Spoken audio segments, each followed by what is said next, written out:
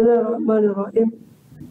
Alhamdulillah, salatu wassalam ala asyrafil anbiya wal mursalin sayyidina nabiyina habibina syafi'ina qurrati a'yunina Muhammadin wa ala alihi wa sahbihi ajma'in. Amma ba'd. Kita masih melanjut di pembahasan kitab Fathul Qorib bil Mujib, syarah Matnul Ghayah wa Taqrib. Syarah Matnul Ghayah wa Taqrib Syekh Al-Qadhi Abu Syuja' Al-Asfahani, disyarahkan oleh bin Qasim Al-Ghazi rahimahumullah radhiyallahu anhu. Faslun, kita masih berada di Kitabul Hudud. Kita tentang masalah hukuman had. Hukuman yang sudah ditentukan kadarnya oleh Quran dan hadis, oleh Allah dan Rasul, hukuman had. Dan sudah kita bahas hadnya zina, dan juga hadnya pencurian, dan hadnya syurbul khamr, sama had qadzaf. Had qadzaf itu sudah kita bahas. Had qadzaf dan zina, had minum khamr. Sekarang masuk kepada faslun. Adapun ini itu suatu pasal fi ahkami qatis sariqati, tentang hukum-hukum menyangkut qatis sariqah, pemotongan pencurian. Hukum potong tangan karena pencuri. Wahia, dan utawi sariqah, adapun pencurian itu lughatan. Nah, utawi sariqah, adapun pencurian di dalam bahasa itu akhdul mali khufiyatan, mengambil harta secara sembunyi-sembunyi.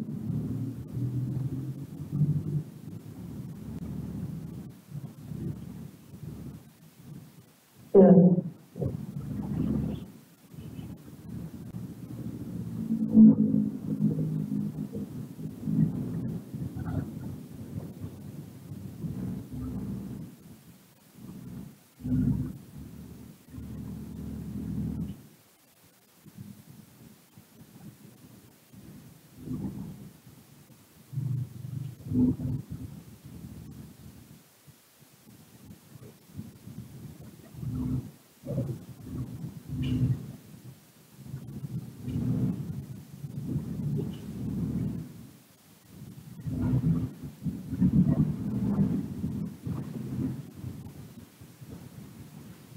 Ya.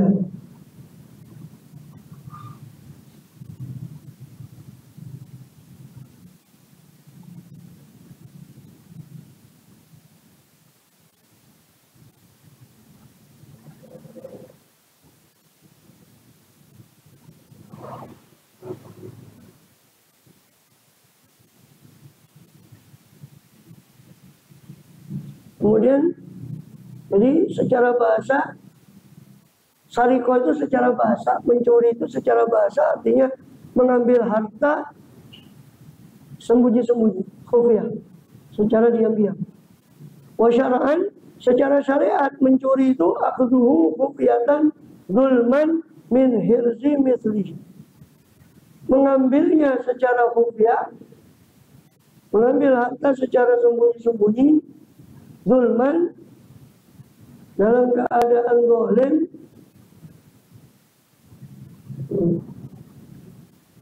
khufiyatan, ya. Sembunyi-sembunyi ini keluar dari pengertian sembunyi ini menjarah, ya. Kalau nahab itu menjarah. Kalau menjarah itu kan terang-terangan, namanya menjarah itu ya terang-terangan. Ikhtilas, nyopet, itu terang-terangan. Sariqah itu khufiyah. Jangan orang mencuri kan sembunyi.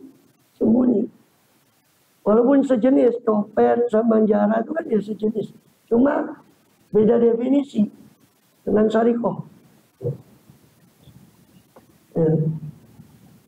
Kemudian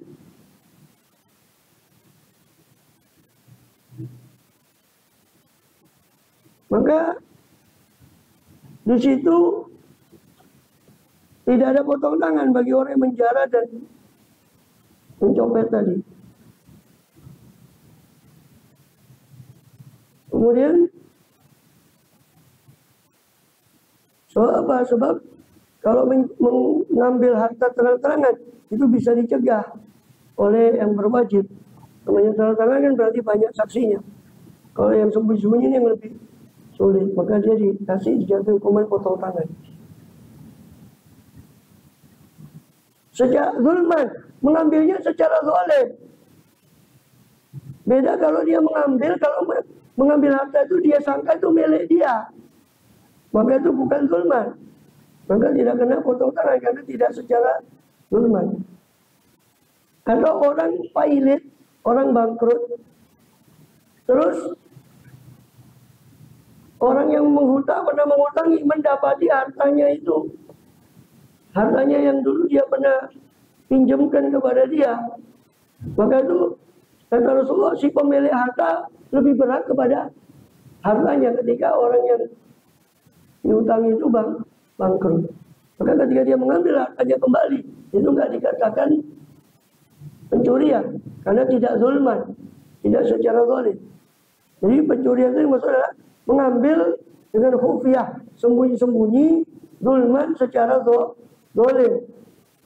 Itu pengertian min hirsi mithlih, dari hirs mithil, dari hirs mithil, dari penjagaan yang sepertinya, dari penjagaan yang lumrah. Ya. Maka keluar dari pengertian ini, hirs mithil itu maksudnya penjagaan yang lumrah itu. Kalau motor ditaruhnya harusnya di mana? Itu perhiasan ya tempatnya di mana kan gitu. Itu maksudnya hirs mithil.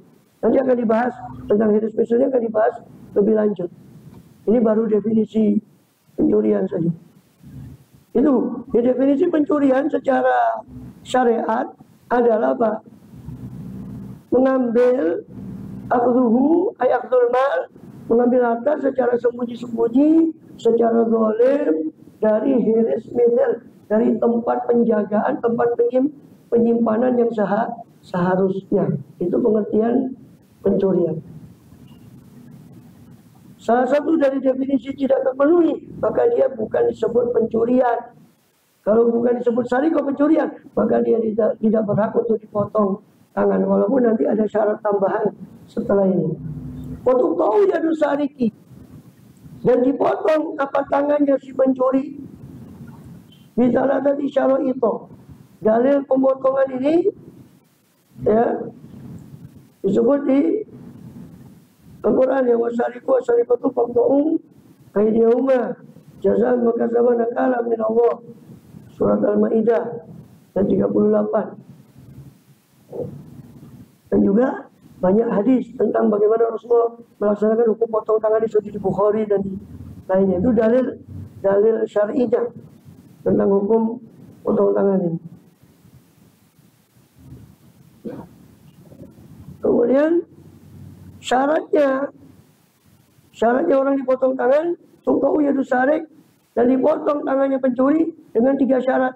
Di salah satu syarat itu. Wabi badinu sari, di sebagian naskah bisiti syarat itu dengan 6 syarat.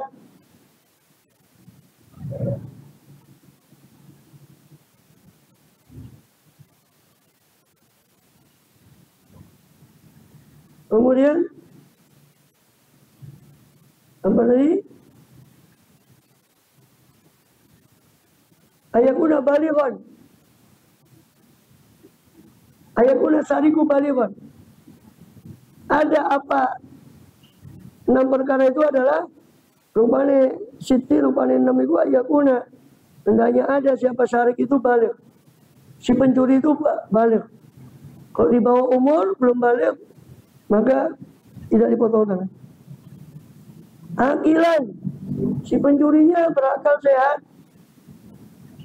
Orang gila ya dari potong tangan.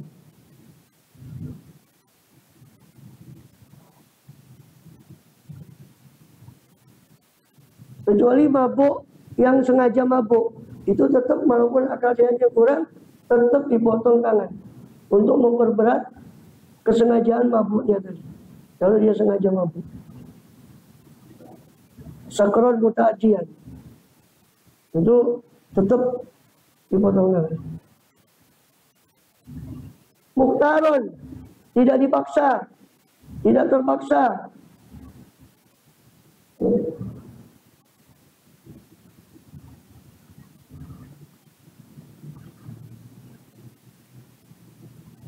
Kemudian musliman karena audimiyah, baik si pencuri itu muslim, ada siapa syarik itu, atau zimmi, atau kafir zimmi, penduduk negara muslimi yang hidup bersama kaum muslimin. Falakot ala sobiyin, maka tidak ada pemotongan tangan atas anak kecil kalau mencuri, atau majnunin, atau orang gila, mukrohin, orang yang dipaksa untuk mencuri. Untuk kau ya muslimin, dan dipotong tangannya orang muslim, wadimiyin dan orang kafir zimmi, bimali muslimin wadimiyin, dengan mencuri harta muslim dan harta kafir zimmi. Wa amal mu'ahadu, adapun hartanya kafir mu'ahad, adapun kafir mu'ahad, si pencurinya umpama kafir mu'ahad, fala qata alaih, maka tidak ada pemotongan atasnya bil azhar. Dalam pendapat yang paling kuat, Muhammad taqaddama syartun bisarik, dan apa yang terdahulu itu yang disebut tadi barusan itu syartun bisarik, syarat dalam si pencuri, syarat dalam pencuri.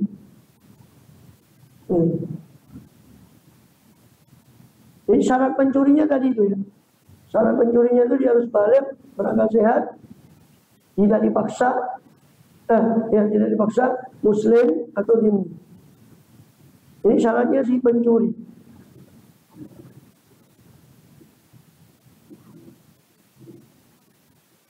Dan ada yang menambah lagi multazimah lil ahkam.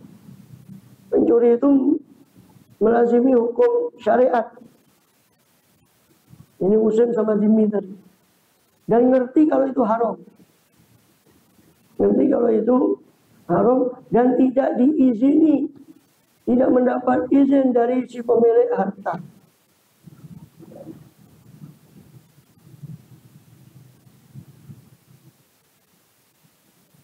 Itu syaratnya. Syarat dipotong tangan. Sedangkan syaratnya berikutnya Pak. Wadakal usaha syakul qati binadul masrufi fi qawli. Dan menyebut siapa musonif syarat pemotongan tangan bin nazari dengan memandang kepada masruf yang dicuri. Jadi kalau tadi itu syarat yang berkaitan dengan orang yang mencuri. Gimana keadaan orang yang mencuri sehingga pantas untuk dipotong tangan? Muslim, baligh, muslim atau zimmi, baligh, berakal sehat, mukhtar, jadi paksa. Sekarang syarat barang yang dicuri. Kapan orang itu bisa dipotong tangan? Mencuri apa? Mencuri sak mana? Mencuri bagaimana? Fi qouli, dalam perkataan musonif, wa ayyasriqani soban qimatuhu rubu'u dinarin. Dan hendaknya mencuri. Siapa syarik tadi? Nisoban, satu nisob, satu batas harta. Berapa batasnya? Qimatuhu rubu'u dinar, harganya 1/4 dinar. Harganya 1/4 dinar. Kholisun madruban, 1/4 dinar, dinar uang emas. Aib kholisun madruban, jadi dinar yang murni dan dinar yang dicetak. 1/4 dinar. Au yasriqo qadron maghsyushan, atau mencuri satu kadar harta, kadar dinar yang maghsyus, yang tercampur. Tadi kan kholis ya, murni. Atau dinarnya maghsyus, dinarnya tercampur dengan lain emas, uang palsu.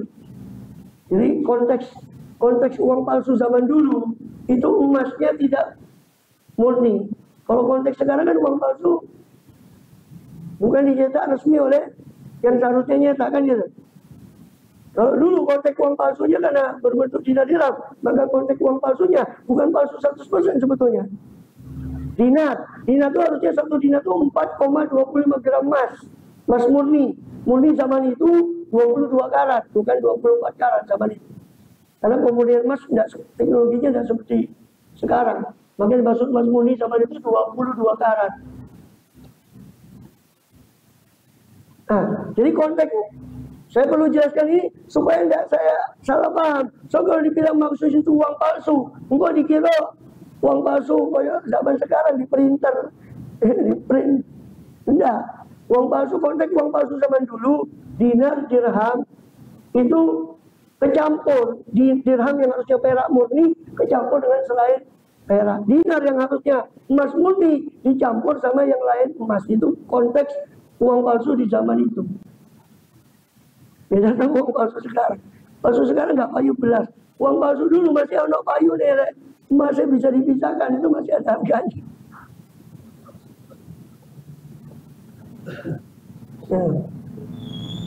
Atau kontrol pengkhususan, atau dia mencuri satu kadar yang kecampur, yang palsu.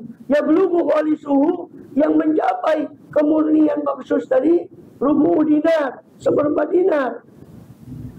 Madruban dicetak, dalam keadaan dicetak dinar. Ya. Qimah tahu atau seharga rubu dinar tadi, seharga 1/4 dinar. Jadi atau mencuri dinar palsu. Yang dinar palsu itu kalau dipisah, dimurnikan, dia masih dapat 1/4 dinar. Uang dinarnya palsu 1 dinar. Tapi ternyata 3/4-nya atau ya 1/4-nya asli. Berarti kan masih tergolong dia mencuri 1/4 dinar walaupun dinarnya palsu umpama. Atau seharga itu. Seharga itu berarti ya tinggal mengkalikan, tinggal mengkeruskan. 1 dinar itu 4,25 gram emas. 1/4 dinar berarti 1 gram. 1 gram, sekian. 16 ya. 1 gram per 16. 1/16 gram emas. Itu kalau mencurinya sampai 1 gram emas lebih sedikit dari 1/16. Ya. Kalau mencurinya segitu, barang yang dicuri kadarnya segitu, baru bisa dipotong tangan. Tapi kalau mencurinya di bawah kadar, berapa 1 gram emas sekarang? 2 jutaan. Ya. Anggap 2 juta. Nanti orang mencuri sekitar barang yang harga segitu baru bisa dipotong tangan. Kalau di bawah itu tidak dikenai hukuman potong tangan, ya silakan dihukum. Ada hukumannya itu takzir menurut kebijaksanaan si hakim. Tapi nggak sampai potong tangan. Jadi ini sekaligus menepis pandangan orang yang yang nggak ngerti tentang syariat. Dianggapnya, oh Islam itu kejam, main potong tangan. Padahal ada syaratnya. Syaratnya balik, akal sehat, tadi itu syaratnya. Juga yang dicuri, harus sekedar 1/4 dinar. Itu baru bisa dipotong tangan. Gimana? Min hirsi mitlihi, dari hiris mitilnya. Dari hiris misalnya. Dari tempat penyimpanan yang semisalnya, maksudnya standar. Jadi mencurinya itu dari tempat penyimpanannya. Fa'inkan al-masruk bisohro. Kalau barang yang dicuri itu di padang pasir, atau masjidin, atau yang dicuri itu di masjid, atau syari'in, atau yang dicuri itu di jalan raya. Usturi tobi ihrozi, dawamul lihadi, disyaratkan dalam menjaganya, dawamul lihadi, langgengnya perhatian orang yang menjaga. Jadi bisa dipotong tangan itu kalau barang yang dicuri di tempat yang seharusnya dijaga. Jadi kalau motor ya ditaruh di dalam, bukan dikelelekan. Kalau di jalan, syaratnya hiris misal, si orangnya harus terus mengawasi. Kalau terus mengawasi masih dicuri, tetap kena potong tangan meskipun tidak dihiris misal. Syaratnya harus dawamul lihat, harus langgeng diperhatikan, pemerhatiannya. Wa in kana bihisnin, dan jika ada masruk, barang yang dicuri itu bihisnin, di satu kastil atau benteng, kabaiten, seperti rumah, kafali hadun mu'tadun, mencukupi apalihadun perhatian memperhatikan yang mu'tad, yang biasa, fi mithlihi, dalam semisal masruq, dalam semisal harta yang dicuri. Kalau ditaruh di teras rumah atau apa, yang pokok diperhatikan. Kalau harus ditaruh bukan di tempatnya, tidak diperhatikan, nah ini yang mencuri nggak bisa dipotong tangan karena tidak memenuhi syarat. Ya tetap dikembalikan barangnya, cuma nggak.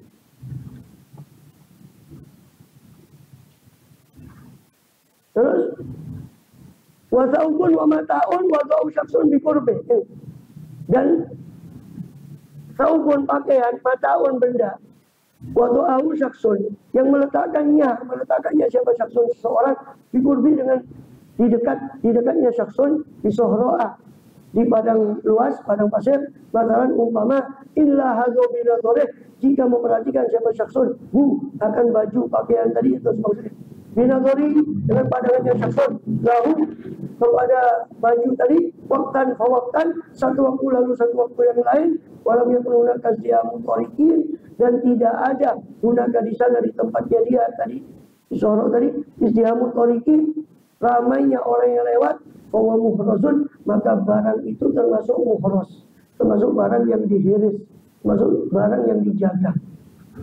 Maka kalau dicuri, tetap pencurinya kena potong tangan meskipun di padang pasir yang di situ jarang orang lewat, terus dia perhatikan terus barang itu, terus dicuri, ini termasuk kena potong tangan.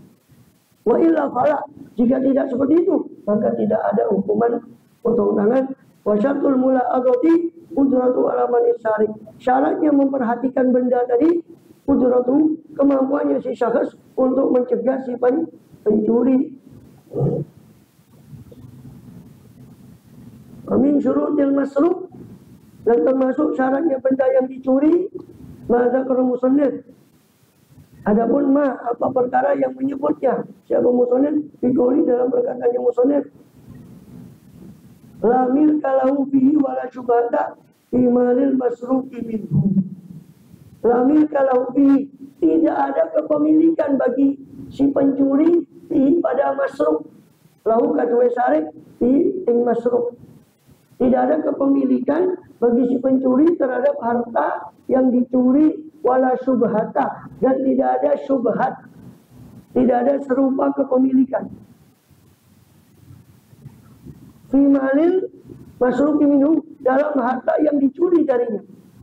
Wala qata bi sarikati mali aslen, maka tidak ada pemotongan dengan pencuri, dengan pencurian harta. Pencurian hartanya aslen, hartanya orang tua, wabarin dan anak, bisarik bagi si pencuri. Wala bisarikoti rokikin ma'ala sayyidin, dan tidak ada potong tangan karena sarikoti rokikin, karena mencurinya budak akan harta tuannya majikan. Kenapa? Jadi syarat dipotong tangan juga adalah tidak ada kepemilikan pada benda itu. Bagi si sarik tidak ada, kecuali kalau harta itu harta sengketa, nah itu masih tidak bisa dipotong tangan karena masih seolah ada keserupaan pemilikan.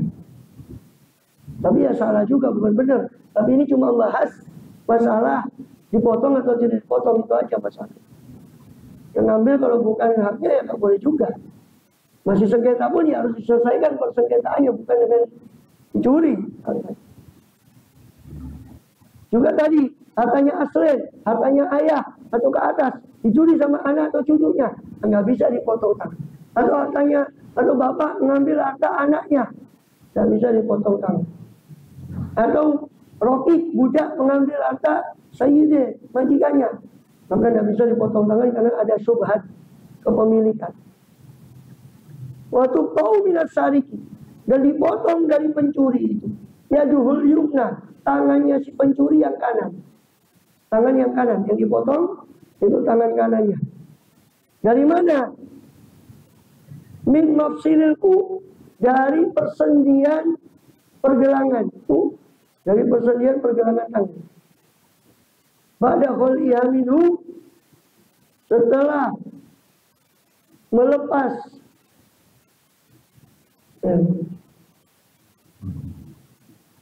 melepasnya tangan tadi, minhu, dari si pencuri itu, bihablin yujaru bi'unfin, dengan tali yang diikat dengan kuat, dengan paksa. Setelah ditangkap tuh diikat dulu, ditarik ke tempat pemotongan tadi.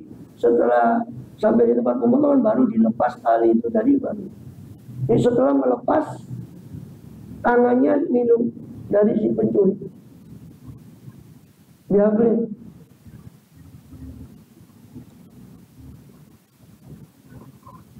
Setelah memakan, kalau itu juga bisa bermakna memakaikan.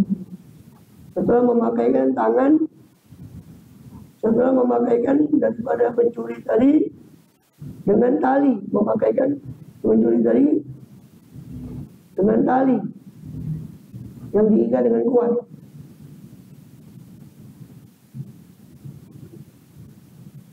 Diikat dengan kuat.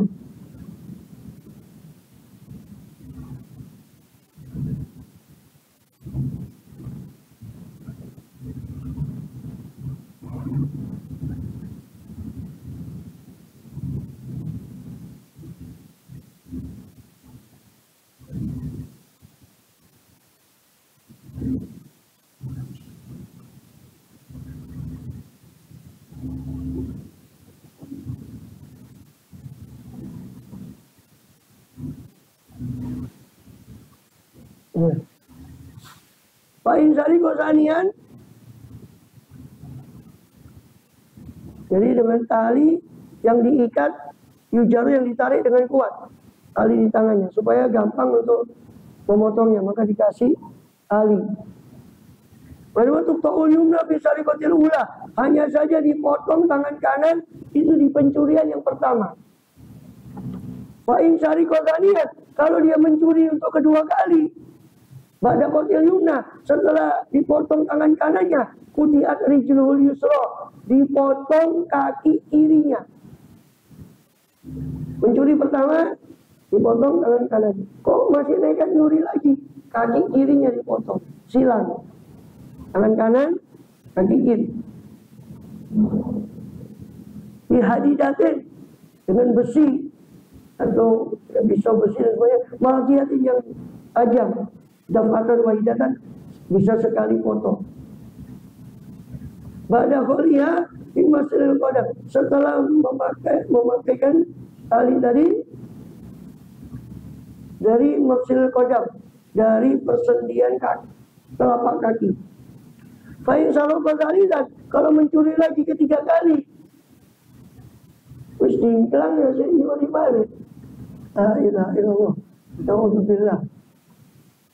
Itu dipotong tangan kirinya. Kutiat yadul yusra ba'da kholiha, setelah dipakaikan tali tadi. Setelah dipakaikannya kepada tangan kiri, itu kembali ke tangannya, karena tangan dari kaki itu dianggap mu'annas.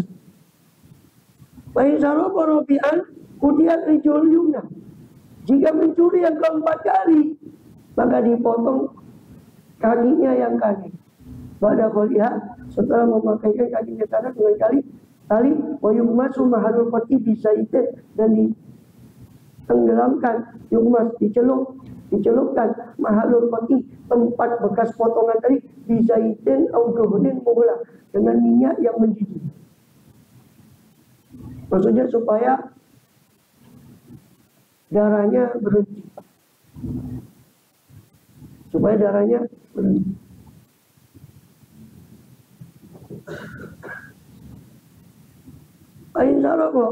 Insya Allah coba terapkan satu kali KPK ini, insya Allah yang korupsi kapok. Korupsi main-main. Nanti diadili ya, pengadilannya tidak ketahuan gimana, orangnya gimana, yang ngadili gimana. Begitu vonisnya gimana tidak tahu. Divonis pun di penjara bisa bayar, dapat kamar yang VIP, begitu. Belum gitu asetnya dari dikembalikan, yuk sami mahmud. Tapi sekarang kayaknya sudah mulai alam, ya mudah-mudahan saja. Katanya ada pengembalian aset dan macam-macam. Nah cukup, kalau perlu potong sekali tangannya. Supaya kapok. Nah itu kan hukuman seperti ini, hukuman had ini kan disaksikan, bukan sembunyi. Pelaksana hukuman had itu disaksikan orang banyak supaya tahu dia kapok. Oh ya, jerah, supaya jerah. Hukum di sini main-main. Kalau balik semua yang naik teriak-teriak supremasi hukum, tapi ya apa namanya, kampanyenya kemana, pelaksanaannya kemana. Paling saroko ba'da zalik, jika dia mencuri, tadi sudah. Kalau dia mencuri lagi setelah belum ini, jika dia mencuri lagi kelima kali, ba'da rabi'ah setelah 4 kali tadi masih mencuri, oh yoi sawas, si nyuri, uziro, maka diberi hukuman takzir oleh hakim. Wakila, ada pendapat dhaif, yuktalu sobron, dibunuh, dihukum bunuh.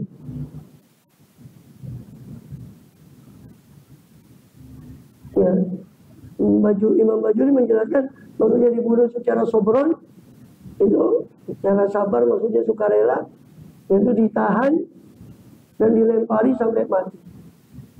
Ditahan atau diikat dan dilempari seperti hukuman rajam.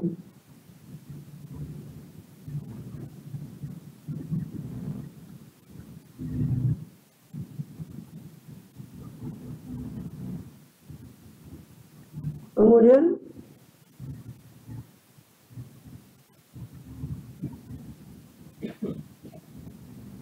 uziro, ini pendapat yang masyhur di takzir ya, di takzir. Kemudian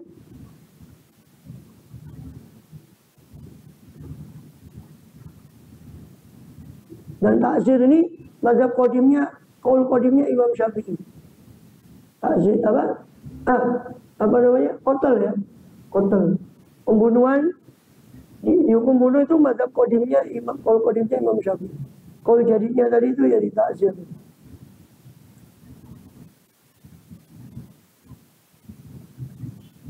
Wa hadithul amri bi qatlih fil madlaqamisah mansukh. Tapi dinyatakan sini hadis untuk perintah untuk membunuh pencuri di kali yang kelima itu hadisnya mansukh. Hadisnya dinasakh, dibatalkan pelaksananya. Atau ditakwil, orang yang dibunuh itu maksudnya yang berani menghalalkan pencurian, berarti dia murtad. Orang murtad hukumannya hukuman mati kalau dia berani menghalalkan. Jadi ada yang mengatakan ditakwil, hadis untuk perintah untuk membunuh pencuri itu ditakwil bagi yang berani menghalalkan pencurian, itu hukum bunuh. Ada yang mengatakan mansukh, itu dinasakh dengan hukuman potong tangan. Allahu a'lam. Bahkan sebagian mengatakan itu hadisnya dhaif. Seperti Daruqutni mengatakan itu hadisnya dhaif. Dan Ibnu Abdul Bar mengatakan hadisnya tidak ada dasarnya. Allahu a'lam. As-shawab dulu faslun fi ahkami qati'it thariq, tentang hukum begal jalan.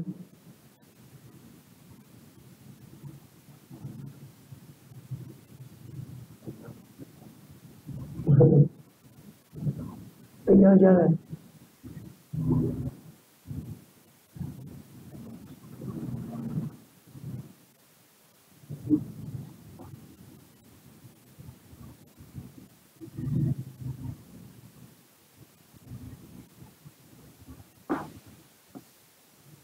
Allahu a'lam. Wa